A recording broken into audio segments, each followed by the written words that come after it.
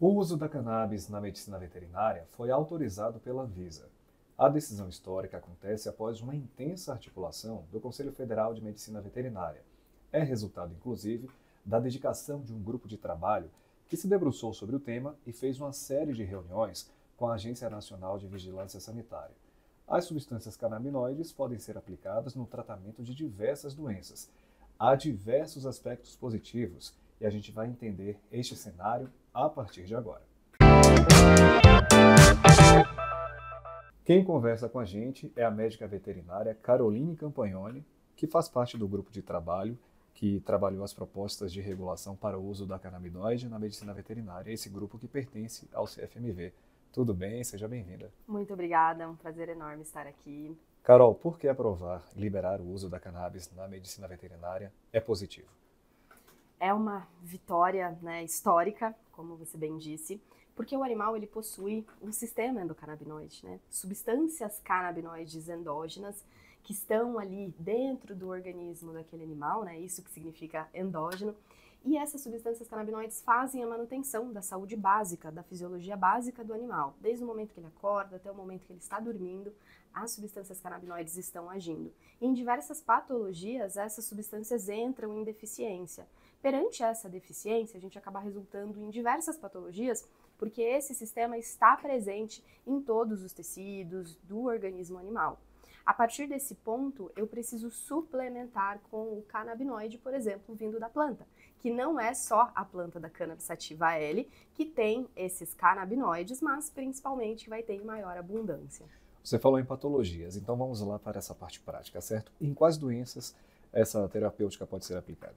Levando em consideração que o sistema endocannabinoide está presente em todos os órgãos e todos os tecidos, todas as especialidades podem abraçar a medicina canabinoide. Não dá para separar o sistema endocannabinoide do coração, do sistema neurológico, até mesmo dos rins. No rim tem um sistema endocannabinoide presente que nas doenças renais, por exemplo, acaba entrando em desequilíbrio, tanto na expressão desses receptores canabinoides, quanto nas próprias substâncias canabinoides em si, que estão lá no organismo, na fisiologia desse animal.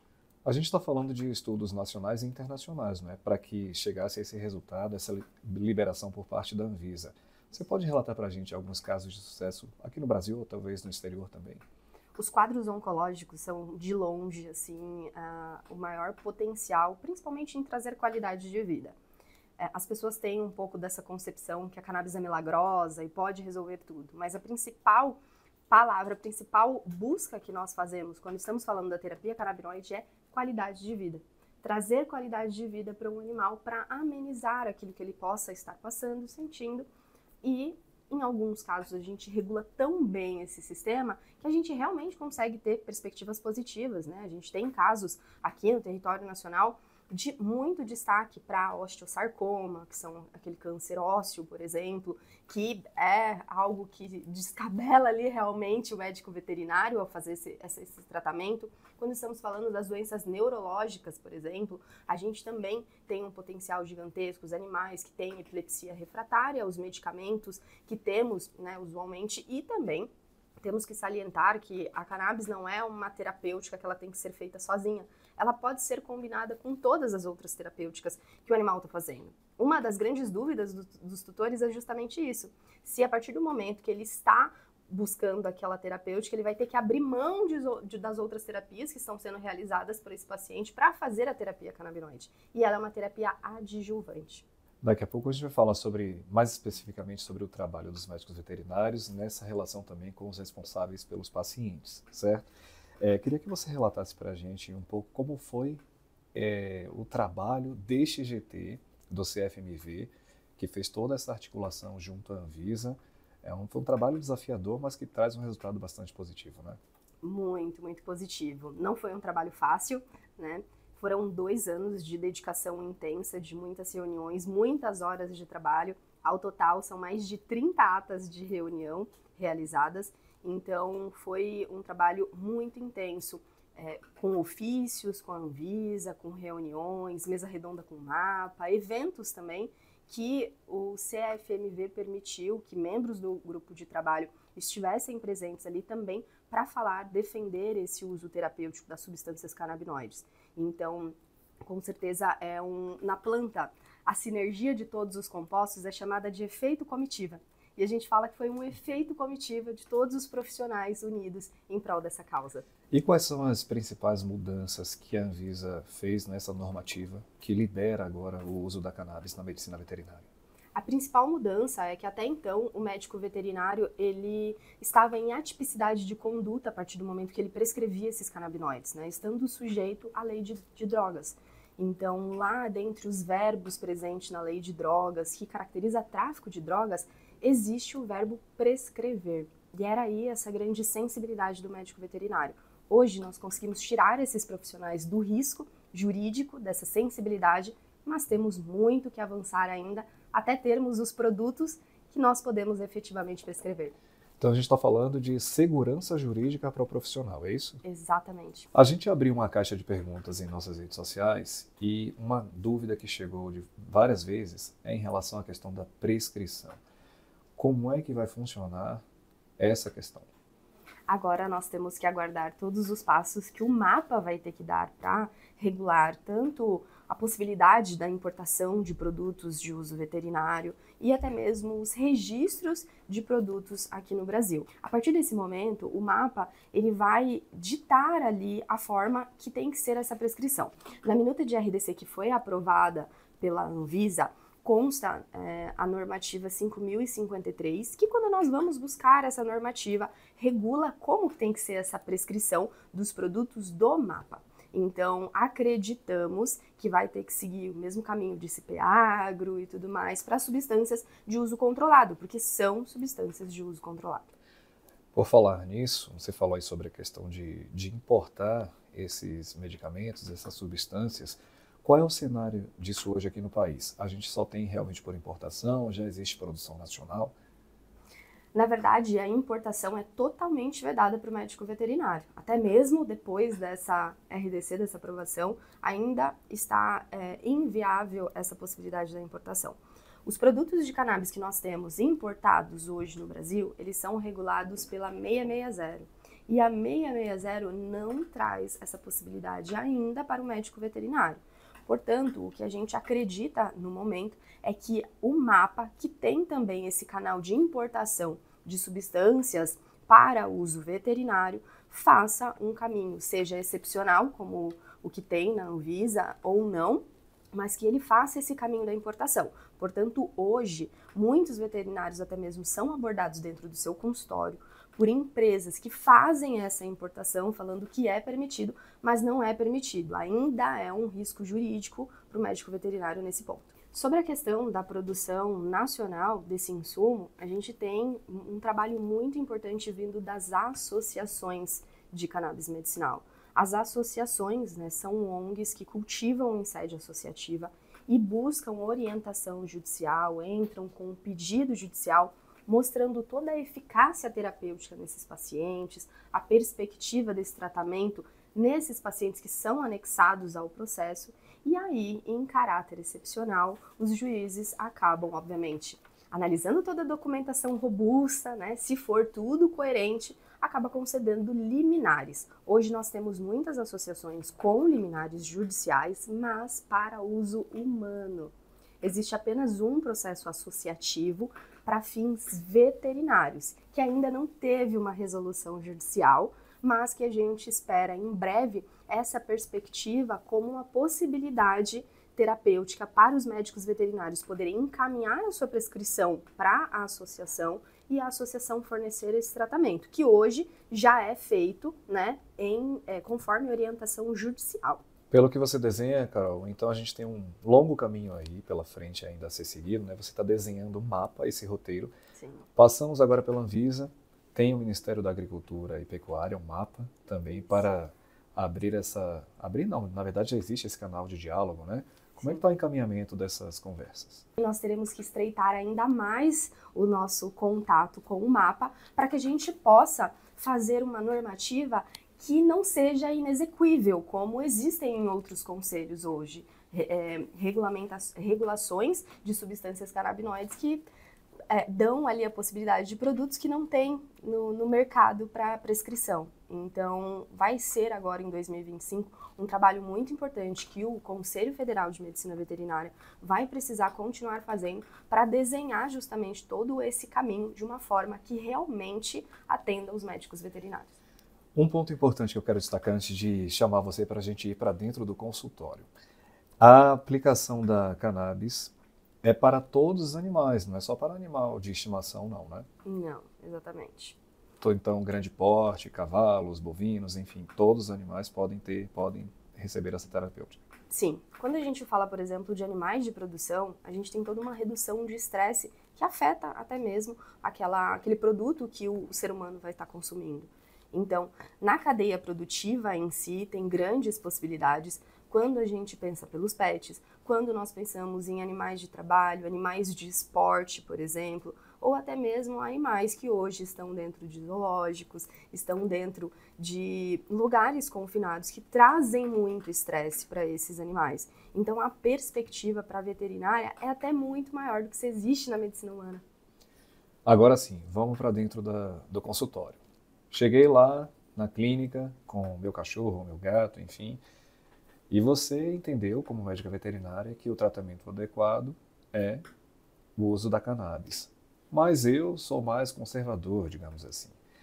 Não aceito, tenho meus preconceitos, enfim. A gente sabe que quando se fala de cannabis, é uma grande polêmica social.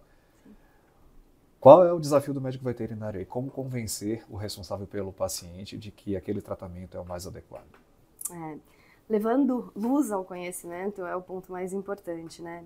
Mostrando para esse tutor que já existe essa substância canabinoide dentro do organismo do animal e que existe uma substância canabinoide também na natureza que pode servir muito bem para aquele organismo que possa estar precisando, passando por toda aquela deficiência, né?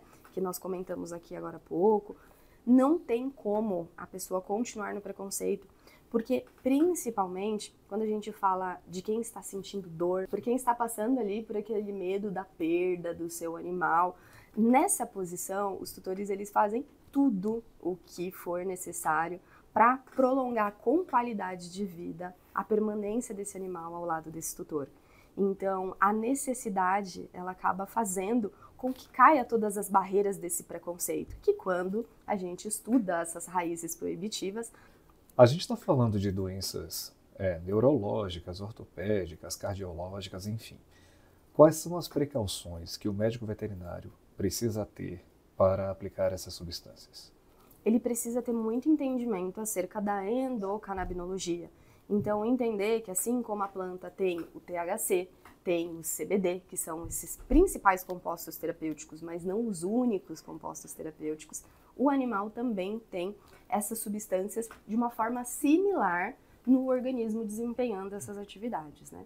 Então, o médico veterinário, ele precisa se atualizar dessa matéria que nós não temos durante a nossa formação na faculdade, para que a gente possa utilizar com responsabilidade, porque tudo é tóxico para o organismo, tudo é questão de dose. A gente utilizando na dose correta essas substâncias, a gente acaba tendo fins terapêuticos muito positivos. Se houver o abuso, ou uso indiscriminado, ou até mesmo o desvio de finalidade daquela utilização, aí não vai fazer bem para ninguém.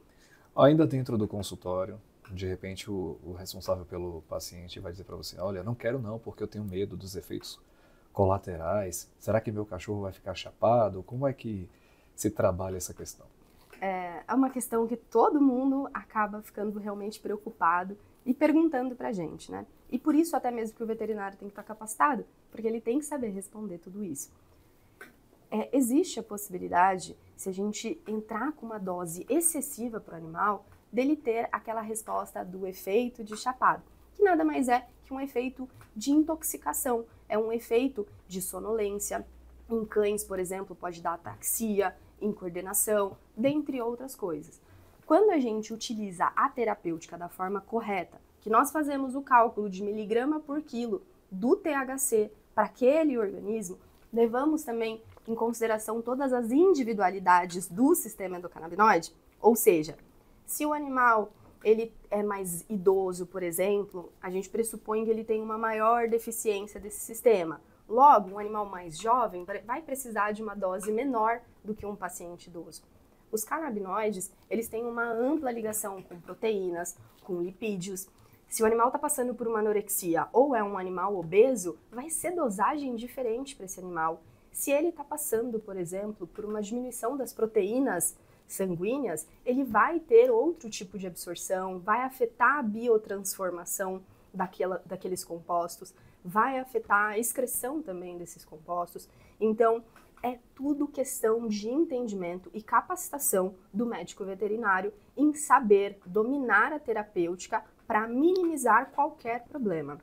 Muitas vezes, durante a dosagem do óleo de cannabis, o tutor pode dar gotas a mais, e isso pode trazer alguns efeitos para o paciente. Mas o que é interessante? Nessa terapêutica, por mais que eu tenha efeitos colaterais, esses efeitos colaterais são transitórios, e se eu não continuar administrando aquela dose, tende a passar, porque são sinais clínicos brandos, não são sinais clínicos permanentes no animal ou qualquer coisa do tipo.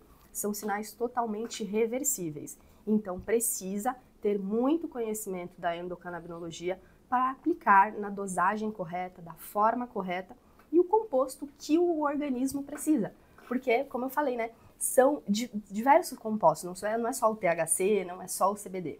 E todos esses compostos podem se encaixar melhor para um quadro, para outro, né? Cada fitocannabinoide ele tem um potencial terapêutico diferente do outro. A gente pode tratar patologias desde infecções, por exemplo, até mesmo os quadros oncológicos, né? Então são dois extremos, por exemplo, que a gente acaba tendo nessa terapêutica.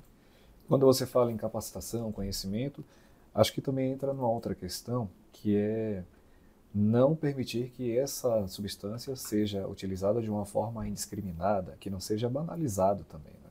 Até porque você falou agora há pouco na nossa conversa que ela não é a cura para tudo.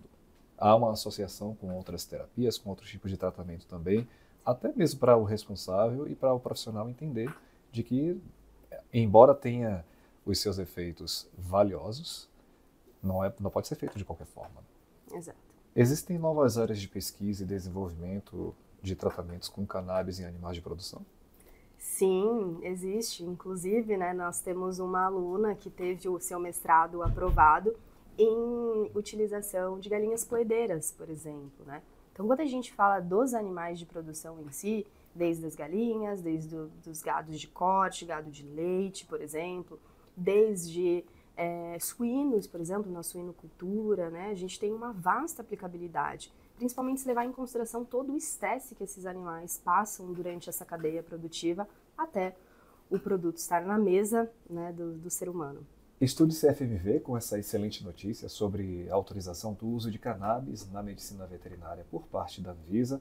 Repito, decisão histórica, resultado de uma articulação intensa do Conselho Federal de Medicina Veterinária.